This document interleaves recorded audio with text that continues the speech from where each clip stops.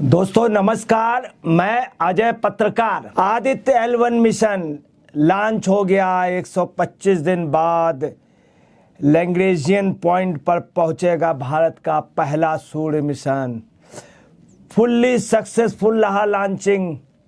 पूरे देश की निगाहें पड़ी लगी थी, पूरे दुनिया की निगाहें लगी थी। नासा से लेके वर्ल्ड के जितने एयरोस्पेस के साइंटिस्ट थे, सब भारत की इस उपलब्धि को देख रहे थे।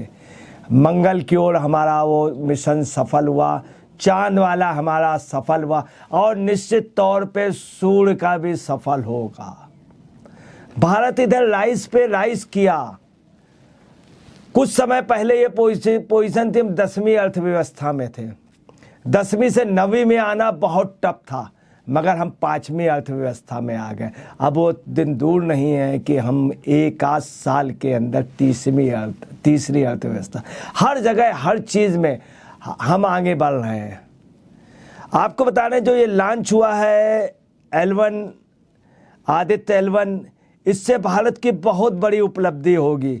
सबसे बड़ी आपको जो इसमें उपलब्धि बतला रहे हैं वो ये है कि इसकी लॉन्चिंग से, आदित्य की लॉन्चिंग से इसरो में जो है, एक इसरो का जो सोलर एटमॉस्फेयर पे जो उनकी रिसर्च थी और स्पेस क्राफ्ट जो था हमारा सन मिशन के लिए जा रहा था, एक बहुत बड़ी इसरो को सफलता मिली। इसके अलावा जो महत्वपूर्ण बात वो ये है कि ये हमने जो भेजा है इसमें पूरा भारत आ रहा है। देश भर के साइंटिस्ट लगे हैं। जैसे चांद में देश भर के साइंटिस्ट लगे थे, नए नए बच्चों को अच्छे साइंटिस्ट निकले, नए लेडीज़ें बच्चियां साइंटिस्ट हुई और पूरे देश में उसको लोगों ने देखा, कॉलेज में देखा, स्कूल में देखा, जहाँ जहाँ एयर स्पोर्ट्स से संबंधित, जहाँ जहाँ साइंस के स्टूडेंट हुए। और हमारा जो सबसे बड़ी बात, इंटरनेशनल लेवल पे हमारा एक स्टेटस बढ़ा। बच्चे साइंस साइड से दूर होते थे, अब ये सब चीज़ें कैसी आकर्षक हो गई है कि आप देखेगा नेक्स्ट ईयर साइंस साइट के स्टूडेंटों की भरमार होगी। भारत आपको बता रहे हैं कि बायोकेम में, कंप्यूटर में दुनिया में छा गया। एयर स्पोर्ट्स में आप समझ लीजिए कि नासा में हमारा बहुत अच्छा बहुमत है। अब वो दिन नहीं है जब हमारा सब जगह बहुमत होगा, सब जगह बहुमत। अब इसमें क्या हुआ है कि इसमें इसरो के अलावा और यूनिट्स भी लगी हैं। जैसे कौन कौन सी लगी हैं? IIA, Indian institute of astrophysics, ISRO, इसके अलावा the inter university centre for astronomy and astrophysics, ये लगे हुए और तमाम अन्य संस्थान भी, जितने भी अपने यहाँ रिसर्च यूनिट्स हैं, तमाम IIT, तमाम वो, ये भारत का ऐसा प्रोजेक्ट है जो काफ़ी व्यापक जाएगा। This is going to be the first time that India is going to send a satellite monitoring sun in the space. And after many satellites from US, Europe and Japan and very few countries have explored the sun, India is going to be making a milestone because जो अब तक जो satellites सन को observe कर रहे हैं space में से, उनकी लाइफ टाइम होती है जो ख़त्म होने वाली है। और जो नेक्स्ट तरह का डाटा वर्ल्ड ओवर में जो डाटा एक्सपेक्ट कर रहे हैं, बाकी देश एक्सपेक्ट कर रहे हैं, वो इसरो पहुंचाने वाला है। I am very sure, I am very confident that this also will be successful like all other previous events. It will be a learning experience, it will be a successful event. Ma'am कितने time का ये project रहने वाला है और आज जब start होगा तो कितने दिन में वो सन तक पहुंचेगा? ये जो लॉन्च आज हो रही है इसके करीब 4 महीने लगेंगी। जहाँ पर ये सैटेलाइट ऑर्बिट होने वाली है, हैलो ऑर्बिट करने वाली है, उसका नाम है लैग्रेंजियन 1 पॉइंट। तो वहाँ तक पहुँचने के लिए 4 महीने लगेंगे। ये करीबन 1.5 मिलियन किलोमीटर दूरी पर है। और जैसे कि हम जानते हैं कि this is a low budget kind of production, so we are not using very strong rockets, strong boosters, we are using the gravity assist kind of thing, so it is going to take 4 months. But after that, the lifespan depends upon the stability and status of the instruments which are going to be used there. We have delivered the main instrument on this particular mission, that is the visible emission line coronagraph. This is basically the coronagraph, which would mean that this will make an eclipse, total solar eclipse, all the time. And since it is in the L1 where it will give an unobstructed view of the sun, it will see the sun in eclipse all the time. Now, why do you want to see the eclipse, sun in eclipse all the time? The question is, you have to see the corona and where it originates and where does this coronal mass ejections originate. So this will be the mission for the first time, looking at the most inner part of the corona, where no other missions could actually have seen. So that's the most important part of this particular instrument, VLC. Along with other instruments, it will also study the sun, the corona, the solar wind, the space weather, etc. Air sports पे पूरे world में हमारे teacher होंगे, वो दिन दूर नहीं है। चांद पे हम लोग जो रिसर्च करने गए हैं उसका देखिएगा सामने आएगा। हम वहाँ खोजने गए हैं पानी। हमारा वायुयान इसलिए गया है पोल पर कि वहाँ से लिथियम, वहाँ से आयरन के, एल्युमिनियम के, इन सब चीज़ों की खोज करेगा और जल्द भेजने वाला है। सूर्य पे हमारा जो लक्ष्य है उसकी भी बहुत बड़ी सफलता मिलेगी। और मैं आपको बता रहा हूँ 4 मंथ की ये लंबी जर्नी है, 4 मंथ की लंबी जर्नी है आदित्य L1 की, और ये निश्चित तौर पे सफल होगी।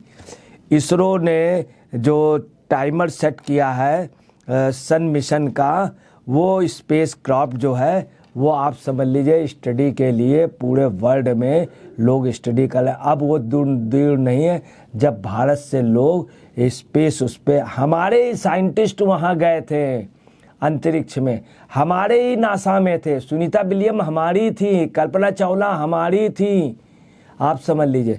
तो ये भारत की एक बहुत बड़ी उपलब्धि हुई है और सब जगह इसकी खुशी मनाई जा रही है।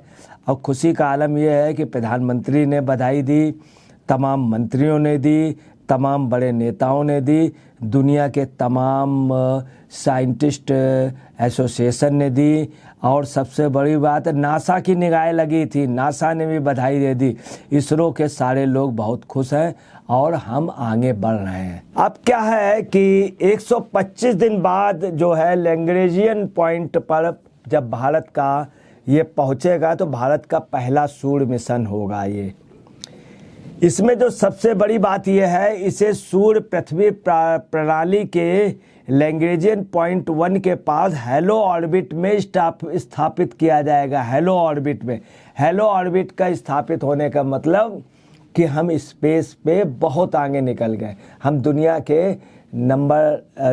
के उन देशों में आ गए जो बहुत महत्वपूर्ण है, 2-3 देश।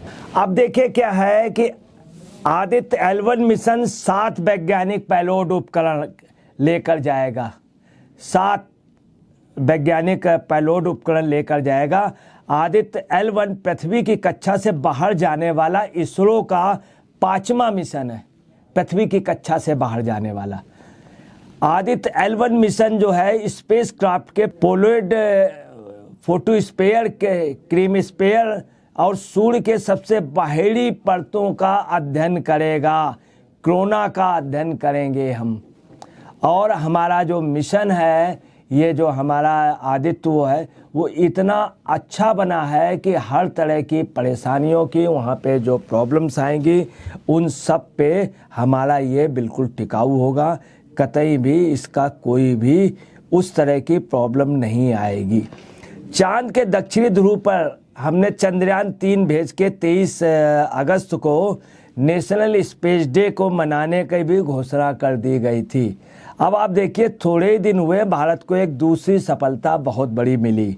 सबसे महत्वपूर्ण बात है कि इसे PSLV C-57 रॉकेट मैंने लॉन्च किया है और ये 59वीं उड़ान थी। ये इस रॉकेट की 59वीं उड़ान है। इस मिशन का उद्देश्य सूर्य के बाहरी वातावरण का अध्ययन करना, इसे सूर्य पृथ्वी प्रणाली के पास हेलो ऑर्बिट में स्थापन करना। वहीं पे क्या है कि हमको वहाँ पर हर तरह की नाव की उसका अध्ययन करना, वहाँ पे कौन कौन सी गैसें हैं, उनका क्या इफेक्ट है, इन सब का अध्ययन करके हमारा जो स्पेस में भेजा हुआ ये मिशन है ये सफल होगा। इसरो पहले से ही सूर्य मिशन को लॉन्च करने की तैयारी में है। इसके अलावा उसके और भी कई हैं। 20 साल कैटेगरी के भारतीय सौर मिशन पे उसके और भी प्लान है और आगे भी उनको पीछे पास छोड़ने का। इसके अलावा आदित्य L1 के अलावा दूसरे मिशन को भी वहां भेजने का प्रोग्राम है। आदित्य L1 मिशन पर गतिविधियों का अध्ययन करेगा। सूर्य की गतिविधि स्पेस क्राफ्ट के पोलैर फोटोस्फीयर के अलावा अन्य तमाम तरह की ऐसी चीज़ें जैसे क्रोमोस्फीयर पृथ्वी से लगभग 15 लाख किलोमीटर दूर है। लैग्रेंजियन पॉइंट वह पॉइंट है जहां दो ऑब्जेक्ट के बीच कार्य करने वाले सभी गुरुत्वाकर्षण बल एक दूसरे को निष्प्रभावी करते हैं। मतलब एक दूसरे को निष्प्रभावी करते हैं उस पॉइंट पे, उस ऑर्बिट पे। ऐसे में L1 पॉइंट का उपयोग स्पेस क्राफ्ट के उड़ाने के लिए किया जाएगा, जो एक अलग रिसर्च है और अपने आप का एक रिकॉर्ड होगा, एक कीर्तिमान होगा। सौर मिशन में आदित्य L1 और सौर कोरोना सूर्य के वायुमंडल के सबसे बाहरी भाग की बनावट, तापमान प्रक्रिया और तूफान की उत्पत्ति, कोरोना और कोरोनल लूप प्लाज्मा की बनावट, कोरोनल मास इजेक्शन, सूर्य में होने वाले शक्तिशाली विस्फोट, अंतरिक्ष के मौसम को प्रभावित करने वाले कारकों आदि का अध्ययन करेगा। सबसे बड़ी बात यह है कि ये जो सूर्य के अध्ययन के लिए 7 वैज्ञानिक पोलैट का जो सेट भेजा जा रहा है, ये स्वदेशी रूप में पूरा भारत में विकसित हुआ है, विदेशी टेक्नोलॉजी ने। हम आज डिपेंड हैं। इवन और कंट्रियों ने भी जो है वो तमाम जगह से मदद लेके कुछ ऑपरेटर्स आप समझ लीजिए दूसरे देशों से भी बड़े देशों को लेने पड़े, मगर हम अपना टोटल ही उस अपने ही देश में टोटल निर्मित है। दूसरा, ये 5.5 करोड़ USD का सिर्फ खर्च हुआ है, सबसे कम किफ़ायती, उसमें सबसे कम रेट पर, और टोटल स्वदेशी रूप में हमारा ही मिशन ये कामयाब हुआ है। विजुअल एमिशन लाइन कोरोनोग्राफ का विकास बेंगलोर के इंडियन इंस्टीट्यूट ऑफ एस्ट्रोफिजिक्स ने किया है। भारत के ये बेंगलोर के, आप देखिए सबसे अच्छी बात ये, टोटल साइंटिस्ट भी हमारे, टोटल टेक्नोलॉजी भी हमारी।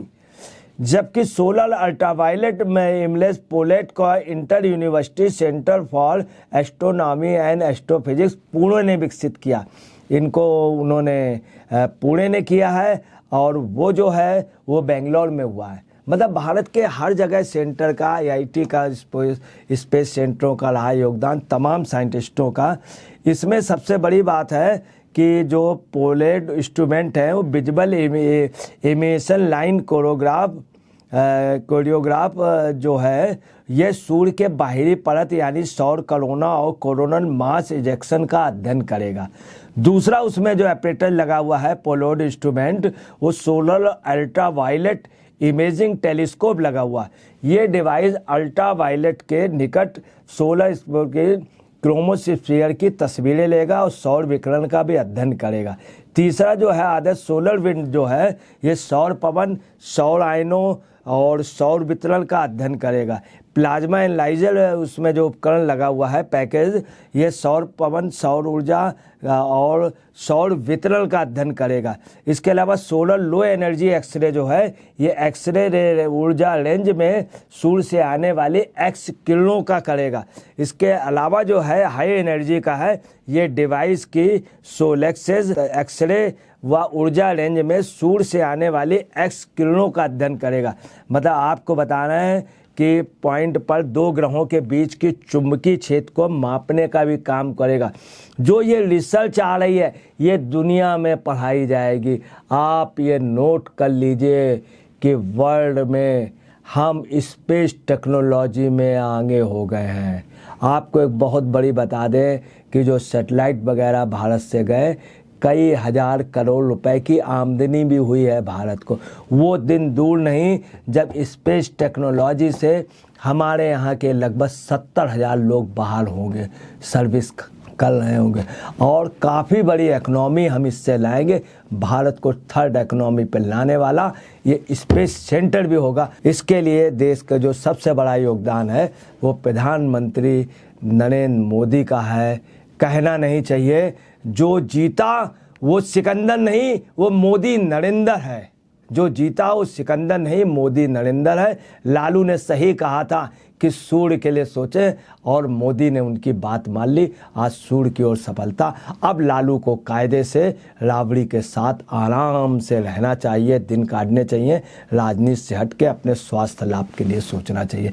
लालू की भी आज जो है उनकी बहुत इच्छा थी कि सूर्य की ओर उनके कहते ही 72 घंटे के अंदर मोदी जी ने सूर्य का में ये भेज दिया चंद्रयान। नमस्कार, मैं अजय पत्रकार।